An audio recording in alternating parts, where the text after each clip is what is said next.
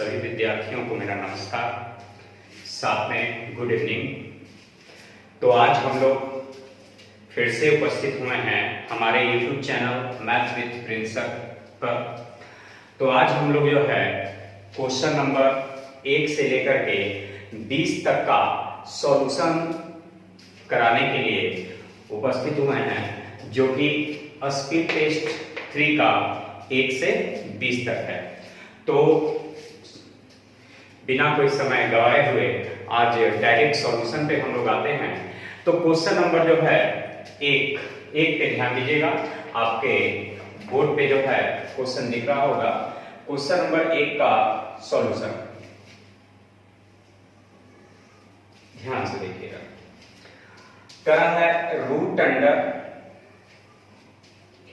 m, root under n, root under r, root under p, root under q, इतना का मान हमसे पूछा है। ठीक है, तो आज आप लोग को क्लियर दिख रहा होगा, है ना, साफ दिख रहा होगा, क्योंकि कभी कभी देख रहे थे कि आप लोग जो है धुंधला भी हो रहा था और साथ में जो है लाइट एक तरफ कम था, लेकिन अब लाइट का प्रॉब्लम आप लोग को नहीं आएगा, अब क्लियर वीडियो आप लोग का रहेगा। ठीक है, तो root under m, root under n, root under r, root under p, root under q। सबसे पहले तो ये एक रूट हटता है तो पावर आता है 1/2, और n पर पावर कितना, तो एक रूट है, एक रूट दो रूट हो जाएगा, तो दो रूट के बदले 1/4 होता है। फिर r है, तो r पर पावर 1 रूट, 2 रूट, 3 रूट, यानी 1/8 हो जाएगा। फिर p है, तो p पर पावर 1/16 हो जाएगा। फिर q है, तो q पर पावर जो है 1/32 हो जाएगा, है ना। तो क्या सभी पर पावर किसी रूप में आप लिख सकते हैं? ठीक है, तो आप इसको किसी पर पावर कुछ और आगे नहीं लिख सकते हैं। यदि आपके ऑप्शन में इस तरह का है तो आंसर दीजिए, यदि नहीं है तो आंसर दे देंगे इनमें से कोई नहीं, इनमें से कोई नहीं ऑप्शन में आपका जरूर होगा। तो देखते हैं, प्रश्न में लिखा है ऑप्शन में उपयुक्त में से कोई नहीं, तो आंसर हो जाएगा उपयुक्त में से कोई नहीं। चलिए, क्वेश्चन नंबर 1 का सॉल्यूशन समाप्त हो गया। सिर्फ पावर देख करके आंसर बता देंगे। ठीक है, क्वेश्चन नंबर 2 में कह रहा है कि 3 संख्याओं का लसाअ उन्हें एक पंक्ति में लिखकर तथा न्यूनतम अंकों से भाग देकर ज्ञात किया गया है। शुरू से अंत तक भाजक क्रमशः, यानी भाग दिया गया 2 से, फिर 2 से, फिर 3 से, फिर 5 से, यानी इन सब से जो है भाग दिया गया। अब भाग देने के बाद जो अंतिम में आया वो है 1, 2, 3।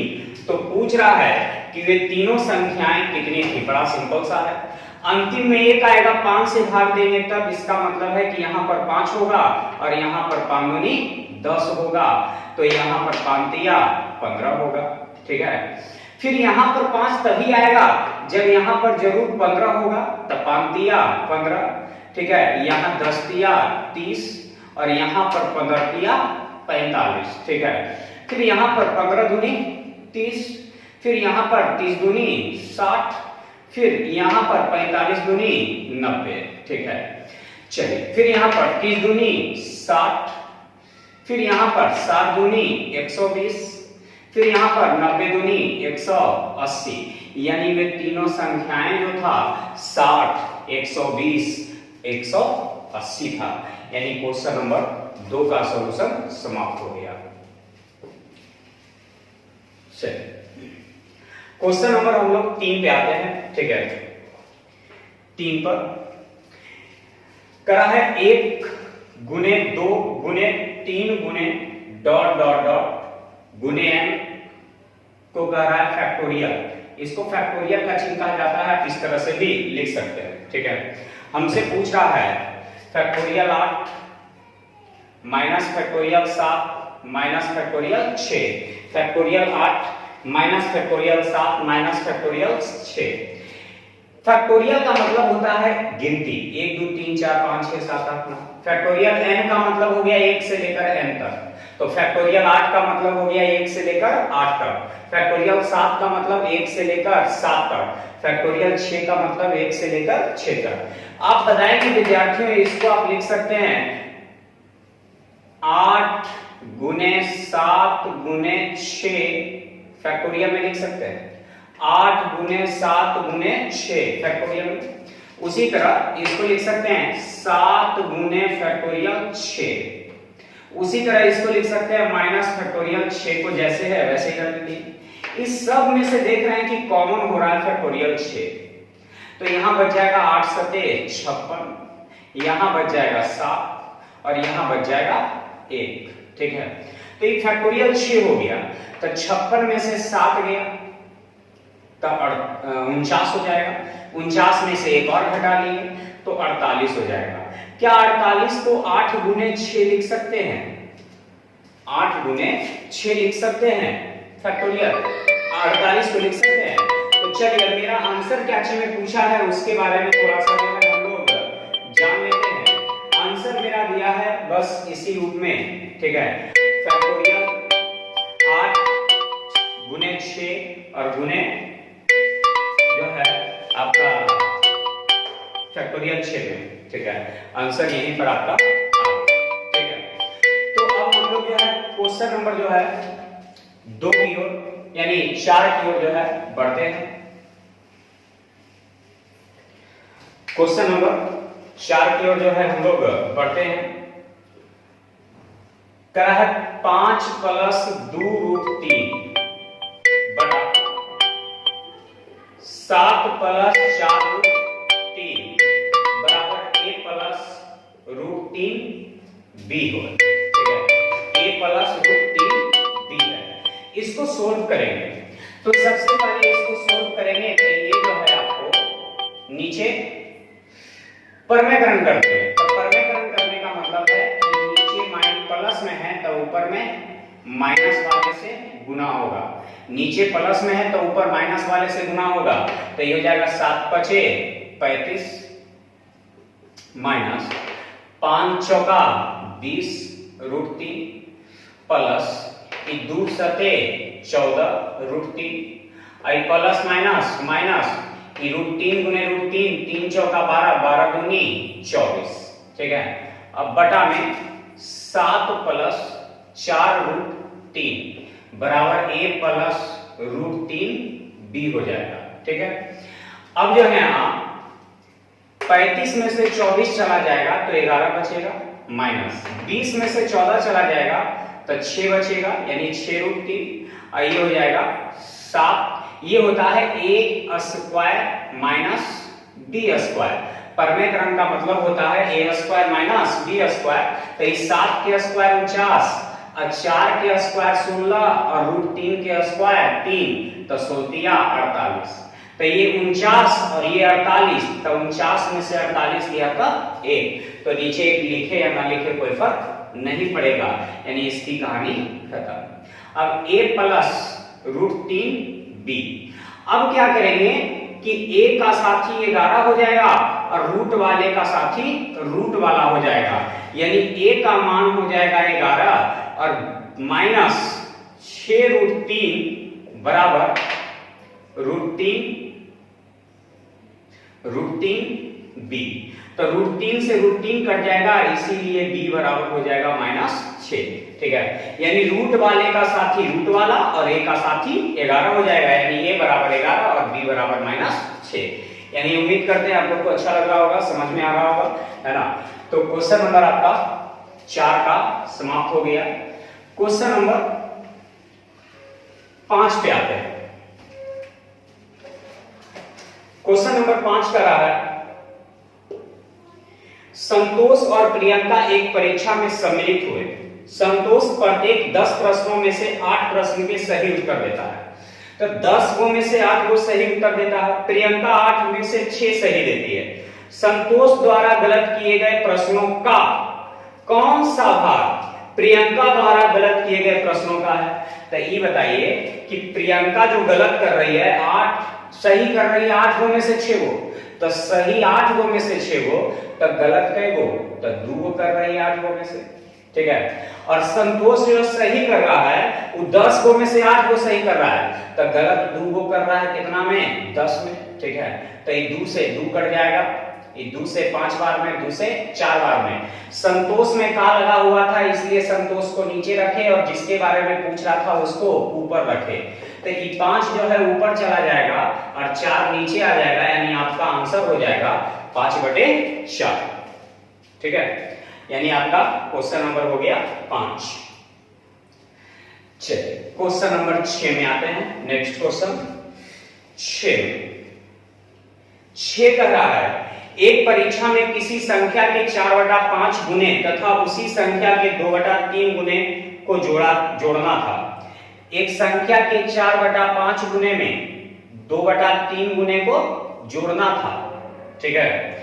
4/5 गुने में 2/3 गुने को जोड़ना था, परंतु गलती से क्या किया कि 5/4 गुने में उस संख्या का 3/2 गुना जोड़ दिया, ठीक है। तो करा परिकलन में कितने प्रतिशत की त्रुटि आई, देखते हैं। ये 4 तिया 12 और ये 5 दूनी 10, तब 12 और 10 22 अब बटे 15 अनुपात 5 दूनी 10 और 4 तिया 12, 12 10 22 अब बटे 4 दूनी 8।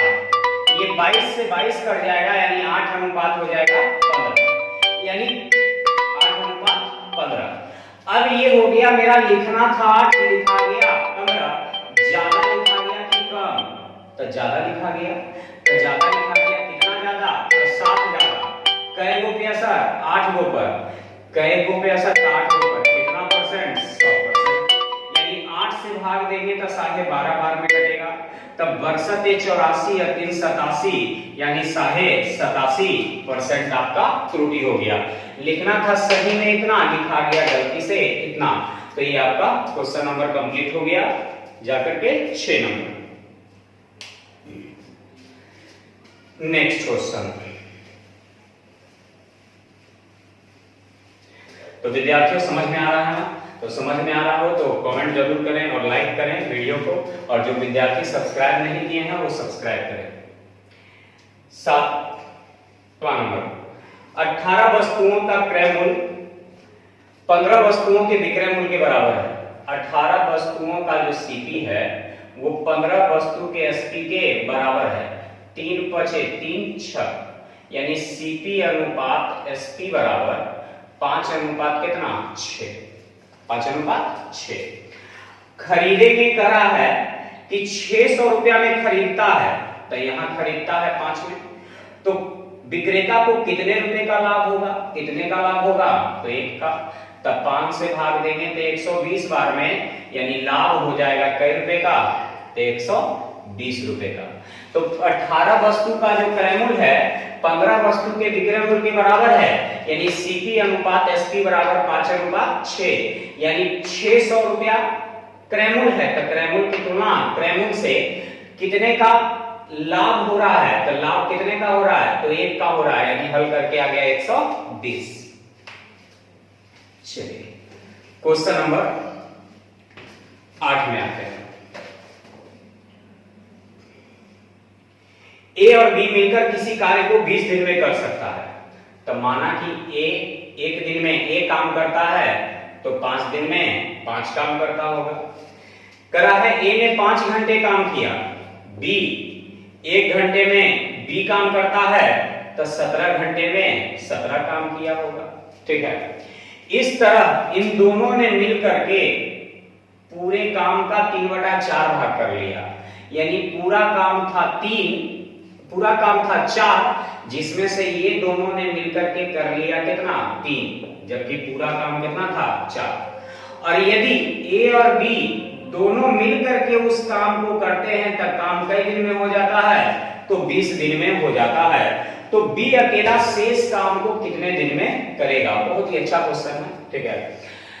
सबसे पहले ए मान लेते हैं 1 दिन में 1 घंटा में ए काम करता है, तो 5 घंटा में 5 काम, बी 1 घंटा में बी काम करता है, तो 17 घंटा में 17 भी काम। तब पूरे काम का 3/4 यानी पूरा काम 4 है, जिसमें से ए करता है 3। यदि दोनों मिलकर के काम करता है तो पूरा काम कई घंटा में, तब 20 घंटा में हो जाता है। तो ये 4 से कटेगा 5 बार में। चलिए 3 से इसमें गुना करेंगे तो 5 3 15, 15 को इधर ले आएंगे, 15 में से 5 चल जाएगा तो 10 बचेगा। ठीक है, 3 को इधर भेज देंगे तब 5 3 15 भी, 17 बी में से 15 बी गया था 2 बी। ये माइनस से माइनस कैंसिल, 2 से 5 बार में, यानी ए अनुपात बी बराबर जो है 1:5। तो ये जो आया इनके काम का अनुपात आया, ये जो आया इनके काम का अनुपात। तो ए और बी दोनों मिलकर के, तब दोनों मिलकर के क्या काम 6 काम करता है, दोनों मिलकर के क्या काम 6 काम करता है, और कै दिन तब 20 दिन। ठीक है, तब कह रहा है कि बी से काम कराएंगे, तब बी से काम कराएंगे तब पूरा काम कई दिन में होगा, तो 5 दिन में होगा। लेकिन एक चीज और, पूरा काम प्रश्न में नहीं कर रहा है, प्रश्न में कर रहा है शेष काम। तो शेष काम, तो दोनों ने मिलकर के काम किया था 3/4, तो बाकी बच गया था 1/4, है ना। तो ये 4 से 5 बार में, 5 से 5 कट गया, यानी टी बराबर कई दिन 6। क्योंकि पूरा काम है, पूरे काम का 3/4, तो 3/4 पहले ही हो गया था, तो बच्चों तो 1/4 ही ना है। तो 1/4 काम को हम फिर से बी से करवाते हैं। यानी आपका क्वेश्चन नंबर 8 का सॉल्यूशन समाप्त। चलिए क्वेश्चन नंबर 9 में जाते हैं।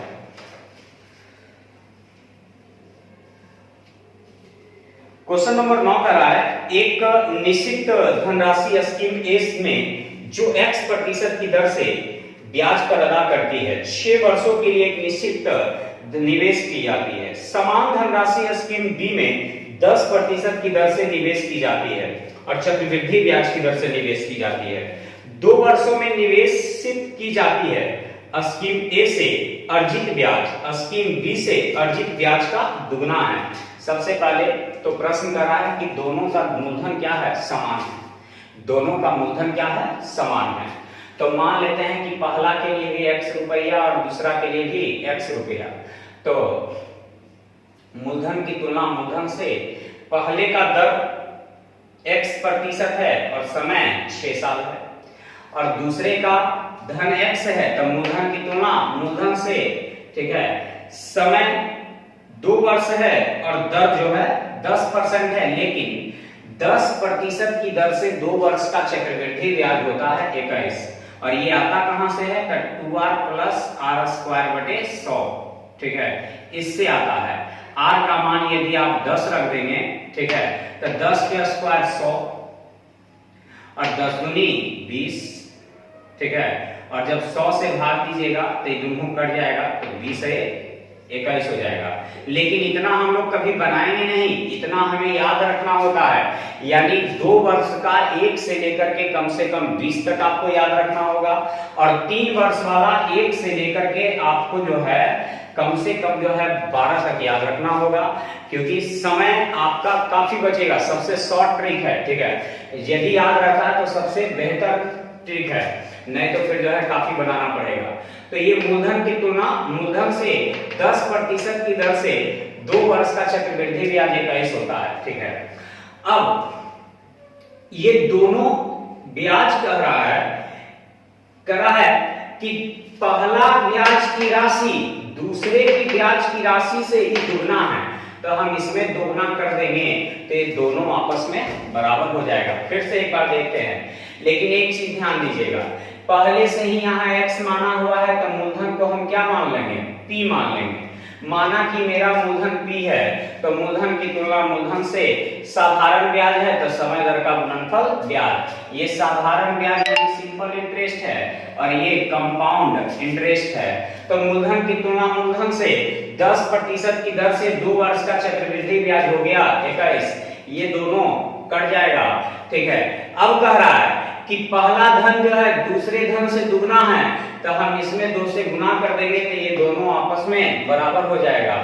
2 से 3 बार में कटेगा, 2 से 2 कट गया, 3 से 7 बार में कटेगा, यानी x बराबर हो गया कै परसेंट? 7%। यानी मेरे धन की जो राशि हो गया वो 7% हो गया।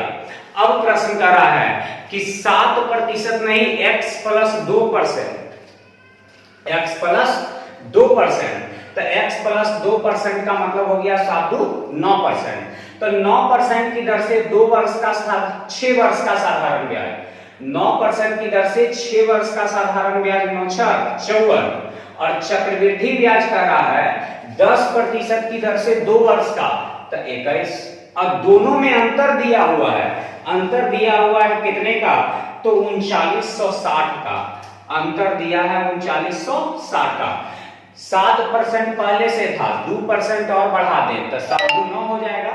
तो 9% की दर से 6 साल का साधारण ब्याज 9 54, और चक्रवृद्धि ब्याज 10% की दर से 2 साल का 21, और दोनों ब्याजों में अंतर दिया हुआ है। तो अंतर देखिए कितने का है, तो 4 में से 1 गया था 3, और 5 में से 2 गया था 3, ठीक है।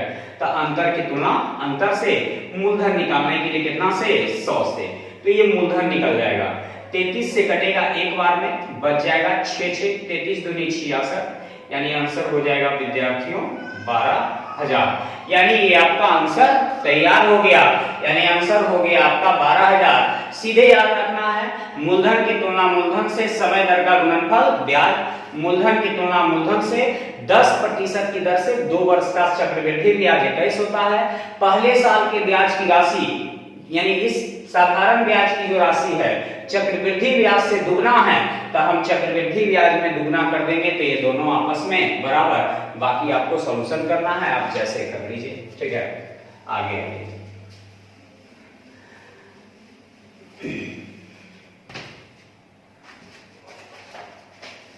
क्वेश्चन नंबर 10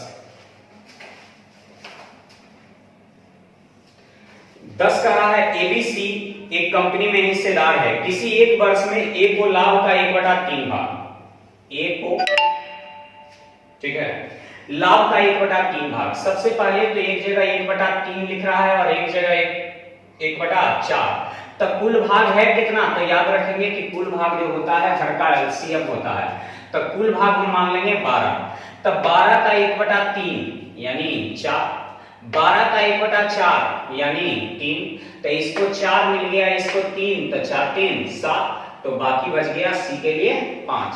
अब सी का दिया हुआ है कितना? 5000, तो सी की तुलना सी से ए का कितना है? तो ए के लिए 4 से, ए का हल कर लेंगे 5 से 1000 बार में, यानी आंसर हो जाएगा कितना? 4000।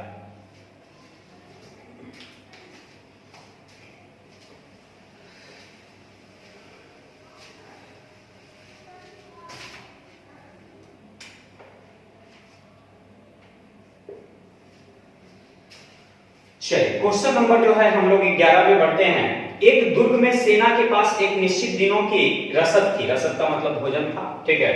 10 दिनों के बाद सैनिकों का 1/5 भाग पलायन कर गया, यानी पलायन का मतलब चला गया, और यह पाया गया कि रसद अब उतने ही दिन चली जाएगी जितना कि पहले वह अवधि थी, ठीक है। तो वह अवधि क्या है? तो मान लेते हैं कि वह निश्चित दिनों की संख्या जो था डी था, और सैनिकों की संख्या जो था कितना था? एक्स था, ठीक है। निश्चित दिनों की संख्या डी है, सैनिकों की संख्या एक्स था, लेकिन कई दिन बीत गया, कितना दिन बीत गया? तो 10 दिन बाद, तो दिन को पहले रखिए, बाद में रखिए। माना कि सैनिकों की संख्या x था, दिन की संख्या d था, 10 दिन बीत गया तो d - 10, क्योंकि 10 दिन बीत गया तो 10 दिन का भोजन तो समाप्त हो गया ना, ठीक है। 10 दिन बीत गया तो 10 दिन का भोजन समाप्त हो गया, तो x व्यक्तियों के लिए d दिन का भोजन था, तो 10 दिन खत्म हो गया, तो बच गया d - 10। अब कह रहा है कि 1/5 सैनिक चला गया, तो x सैनिक था, तो x सैनिक का 1/5 चला गया, तो बच गया 4/5, ठीक है। x सैनिक चला गया तो x का 1/5 चला गया तो बच गया 4/5, तो जब सैनिक चला जाएगा तो भोजन ज्यादा ना चलेगा। तो सैनिक चला गया तो भोजन चलने लगा और कितना दिन, तो उतना ही दिन चला जितना निश्चित किया गया था। तो निश्चित किया गया था डी दिन। अब हल कर लीजिए, x से x कट जाएगा, ये 5 इसमें आ जाएगा, तो 5d माइनस 50 अब बराबर 4d। तो 5d में से 4d गया तो d अब बराबर कितना 5 50। ठीक है, ये आपका क्वेश्चन नंबर हो गया 11। चलिए तो हम लोग क्वेश्चन नंबर जो है आगे बढ़ते हैं, क्वेश्चन नंबर 13 की ओर। 13 नंबर क्वेश्चन का रहा है क्या, उसको देखते हैं। एक व्यक्ति ने 5000 रुपए के समान दर पर 10% की दर, 10% की दर, फिर 10% की दर, 30% की दर पर सामान खरीदा। एक दूसरा है 40%, 5% और 5% की छूट पर खरीदा।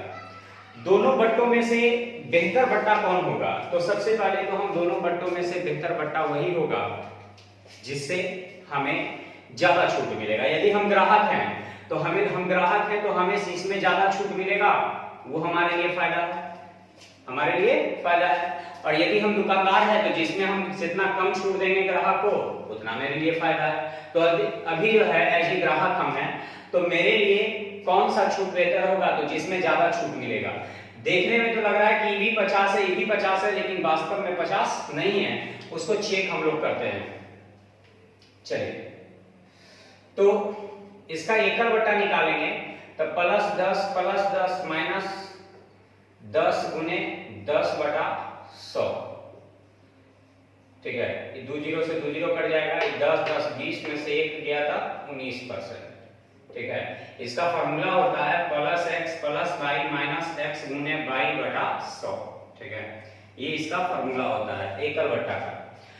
तो परिभाषा भी होता है कि ऐसे इसे कहा जाता है बट्टा श्रेणी, यानी एक से अधिक बट्टा मिलता है उसे बट्टा श्रेणी के नाम से जानते हैं।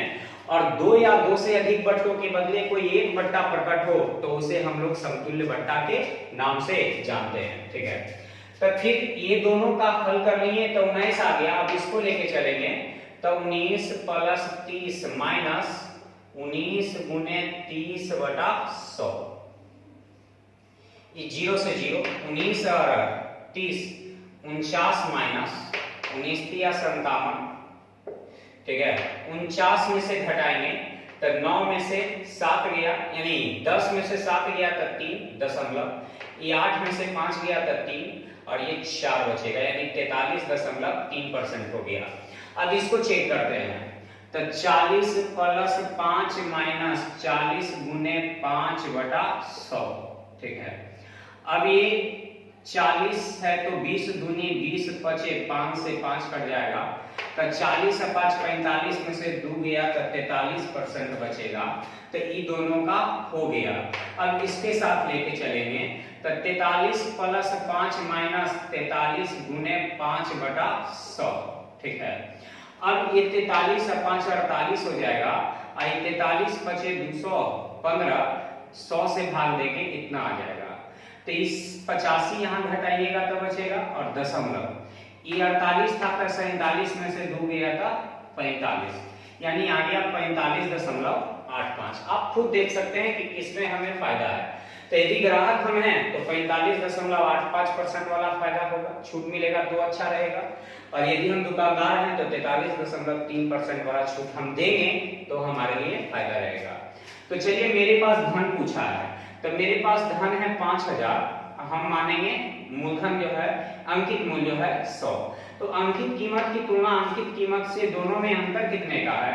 तो अंतर से, तो ये यहाँ कुछ नहीं तो ये 0 तो और है ना। तो यहाँ 5 में से 0 गया था 5, 8 में से 5 गया 3 गया था 5, और ये 45 में से 43 गया था 2। ये 2 0 से तो 2 0 कट जाएगा और एक 0 यहाँ से हटेगा तो दशमलव यहाँ चल जाएगा। अभी गुना करेंगे तो 125 2 27, यानी दशमलव एक स्थान पे, यानी 127 दशमलव जो हो जाएगा वो 5 हो जाएगा। यानी क्वेश्चन नंबर आपका 13 का सॉल्यूशन समाप्त हो गया।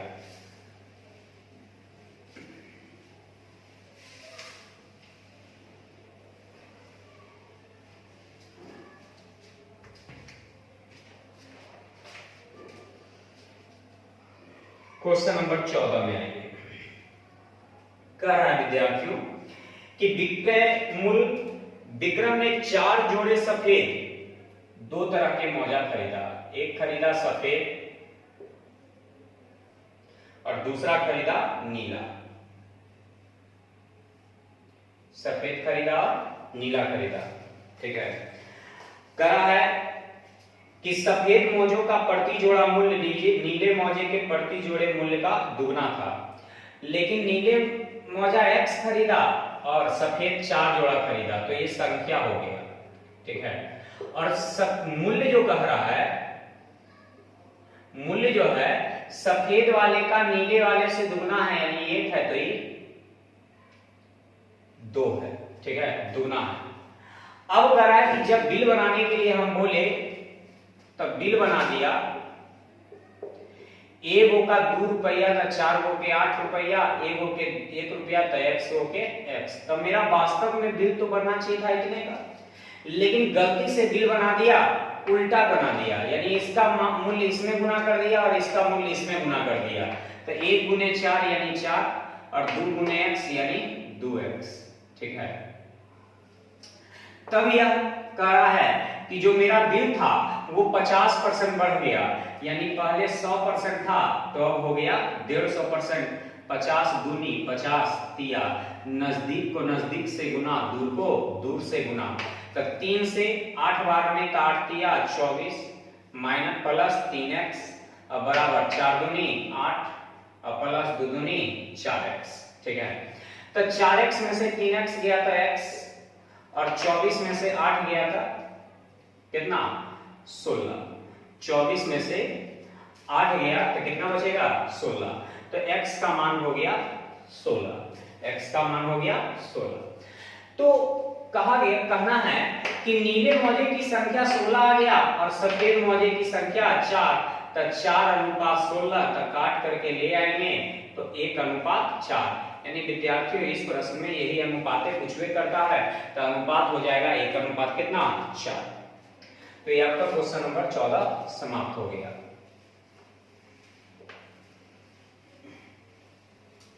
चलिए क्वेश्चन नंबर हम लोग आगे बढ़ते हैं 15 पर। कह रहा है 8 संख्याओं का औसत जो है 20 है, इसमें से R1 R2 का मतलब 2 गो का औसत 15.5 है, और फिर R3 R4 R5 यानी 3 गो का औसत जो है 64/3 है। तो हम बाकी 3 गो का भाग, तो और कह रहा है आगे कि R1 R2 और R3, R1 में R8 R6 R7 और R8 के बारे में कुछ संबंध दिया हुआ है। तो ऐसा करते हैं कि 8 के योग में से 5 गो का योग घटा देंगे तो 3 गो का बचेगा, तो योग निकालिए। तो 8 गो का योग तो 20 160 माइनस ये दोनों को गुना करेंगे तो 15.5 दूनी 31 माइनस ये दोनों को गुना करेंगे तो 3 से 3 कट जाएगा तो बच जाएगा 64। तो 8 गो के योग में से 5 गो का घटा देंगे तो 3 गो का बचेगा, यानी इसको घटा करके लाइए तो 65 बचेगा, ठीक है। अब कह रहा है कि 6ठी 7वीं और 8वीं संख्या के बारे में, ठीक है। कह रहा है 6ठी संख्या 7वीं से 4 कम और 8वीं से 7 कम है, ठीक है। यानी ये x है तो ये x प्लस 4 है और x प्लस 7 है, ठीक है। तीनों संख्याओं का योग जो दिया हुआ है वो 65 है, तो x x x यानी 3x प्लस 7 4 11 बराबर 65। ये 11 घटा देंगे तो बचेगा 54। 54 को 3 से भाग देंगे तो x बराबर कितना 18, x बराबर 18, ठीक है। x का मान 18। अब हमसे पूछ रहा है कि 8वीं संख्या क्या है, तो 8वीं संख्या कितना है x प्लस 7, तो x का मान तो रख देंगे कितना 18 और प्लस 7, तो 18 7 25, यानी आपका आंसर तैयार हो गया। यानी इसका क्वेश्चन का सॉल्यूशन समाप्त, यानी 15 नंबर क्वेश्चन हो गया।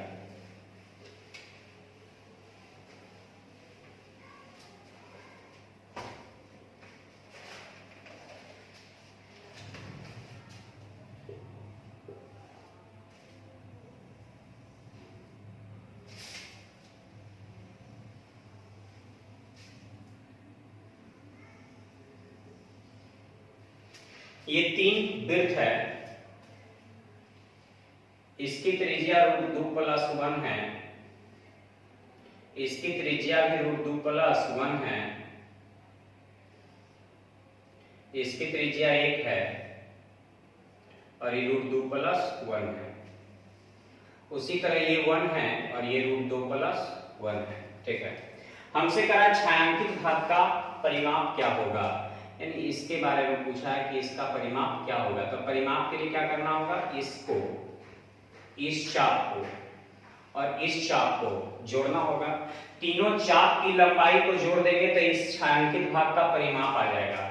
तो सबसे पहले तो ये देखना है हमें कि कौन सा त्रिभुज बन रहा है। तो देखिए, तो जितना ये वाली भुजा है उतना ही ये वाली भुजा है। तो ये तो निश्चित हो गया कि ये समद्वि बाहु त्रिभुज हो गया। लेकिन समद्वि बाहु के साथ और कुछ बन रहा है क्या, वो देख लेते हैं। तो ये हो गया लंब स्क्वायर, तो √2 + 1 2, लंब स्क्वायर प्लस आधार स्क्वायर, तो √2 + 2, 1 2 का होल स्क्वायर बराबर क्या कर्ण स्क्वायर होता है, तो √2 2 प्लस 1 2 का होल स्क्वायर क्या होता है, ये देख लेते हैं। यानी इतना बराबर प्रूव करके इतना आता है जो चेक कर लेते हैं। तो √2 के स्क्वायर √2 के स्क्वायर 2 और 2 के स्क्वायर 4, √2 के स्क्वायर 2 और यानी 2 के स्क्वायर 4, तो 4 2 6 और प्लस 2 के स्क्वायर यानी ये हो गया a square plus b square plus 2ab, तो 2 दूनी 4 √2। उसी तरह जितना इससे आया उतना ही तो इससे आएगा, तो 6 + 4 √2। ठीक है, अब इसको हल करेंगे। ठीक है, तो 2 के स्क्वायर 4, तो √2 के स्क्वायर 2, तो 4 दूनी 8 और प्लस 2ab, तो 2 तो पहले से होता है, तो 2 दूनी 4 दूनी 8 8 √2। तो देखिए, तो यहां भी 8 + 8 √2, और यहां जो है 2 के स्क्वायर 4 और √2 के स्क्वायर 2 और 2 के स्क्वायर 4 और जुड़ेगा तो यहाँ कितना हो जाएगा 12।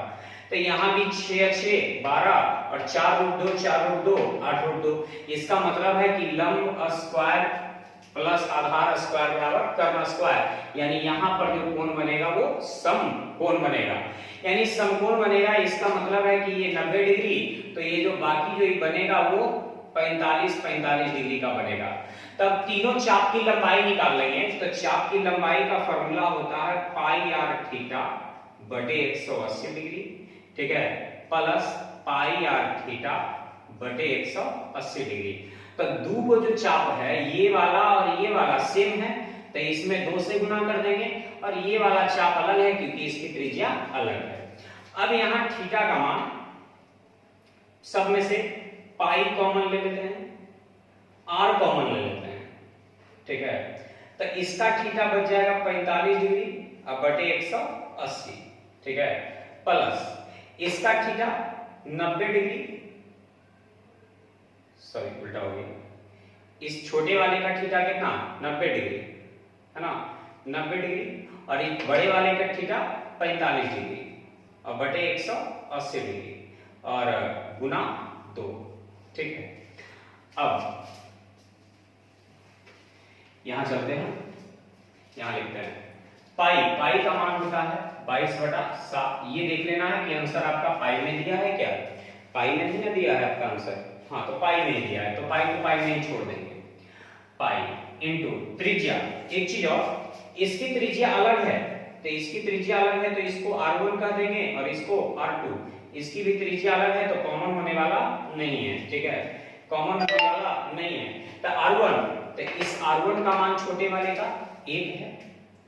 ठीक है, और 1 और ये 90 से एक बार में, 90 से 2 बार में, तो 1 गुने 1/2 प्लस यहां R2 का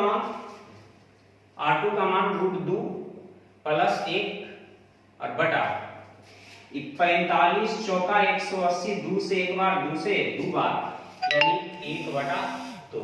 ठीक है, तो पाई इंटू ये हर का एलसीएम तो 2 हो जाएगा, तो 1 प्लस हो जाएगा √2, यानी ये आपका आंसर हो गया। इस तरह का ऑप्शन में है तो दे दीजिए।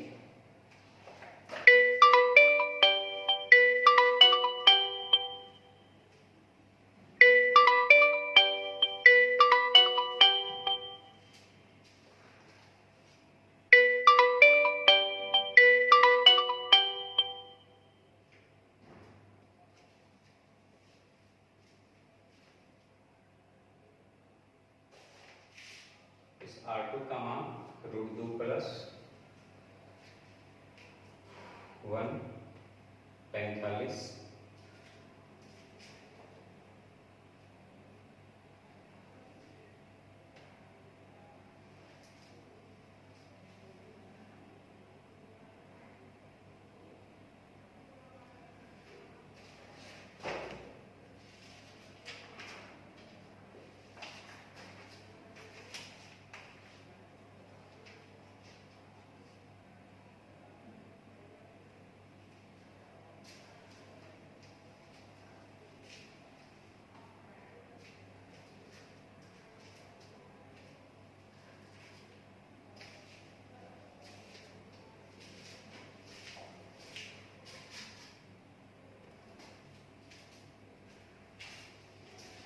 चलिए, तो आंसर जो है यहाँ जब हर का एलसीएम लेंगे तो 2 हो जाएगा, तो 1 प्लस 1 यानी यहाँ 2 हो जाएगा। आपका आंसर तैयार हो गया।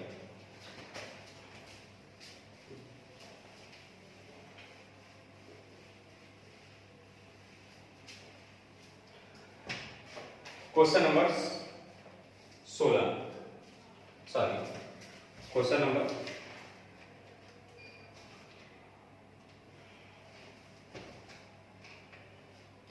17 करा है। एक आयताकार बोर्ड की चौड़ाई W सेंटीमीटर है और परिमाप जो है P सेंटीमीटर है। ठीक है, एक आयताकार बोर्ड की चौड़ाई W सेंटीमीटर है और परिमाप जो है P है। ठीक है, और क्षेत्रफल K है। तो परिमाप P बराबर होता है 2 × L प्लस B, और B का मतलब W, और क्षेत्रफल होता है K बराबर लंबाई गुने चौड़ाई, तो चौड़ाई का मतलब W। ठीक है, तो इसको हम लिख सकते हैं P बटा 2 माइनस W बराबर L, और इसको हम लिख सकते हैं K बटा W बराबर L। तो दोनों में RHS बराबर हो गया, तो LHS भी बराबर, तो P माइनस 2W और बटे 2 बराबर K बटे W। W इससे आ जाएगा, तब P गुने W माइनस W गुना होगा तो 2W² बराबर 2K।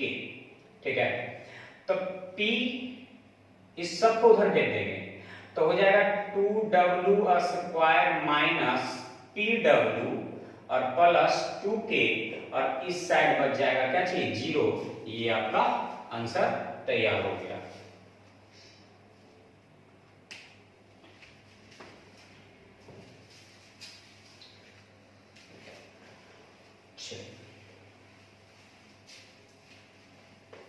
चलिए, तो हम लोग क्वेश्चन नंबर जो है 18 की ओर आगे बढ़ते हैं। करा है 18 नंबर क्वेश्चन में कि एक बेलन है, तो बेलन हो गया 2, बेलन का आयतन हो गया πr² h।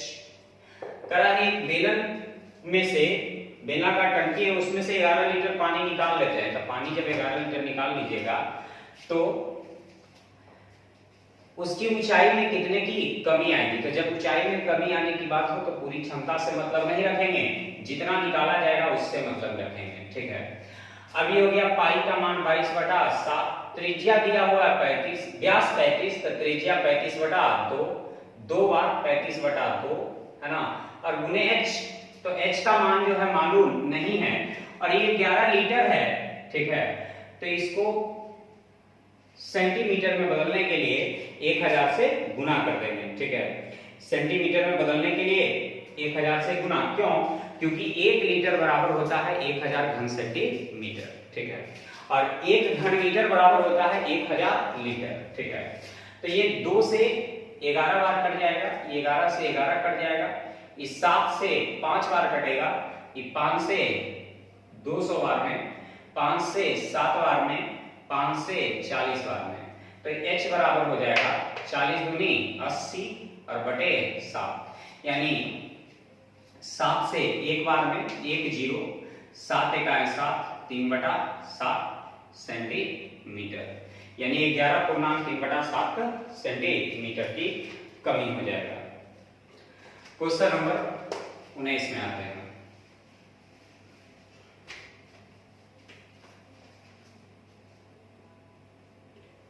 r त्रिज्या वाले एक गोले का आयतन, तो r त्रिज्या वाले गोले का आयतन 4/3 पाई r क्यूब और उतना ही त्रिज्या वाले शंकु का आयतन, तो शंकु का आयतन 1/3 पाई r स्क्वायर, दोनों आपस में बराबर है तो आयतन उतना ही है। तो ये आर क्यूब से आर स्क्वायर कैंसिल, पाई से पाई कैंसिल, 3 से 3 कैंसिल, h बराबर हो जाएगा कितना 4r हो जाएगा। ठीक है, h बराबर जो हो जाएगा 4r हो जाएगा।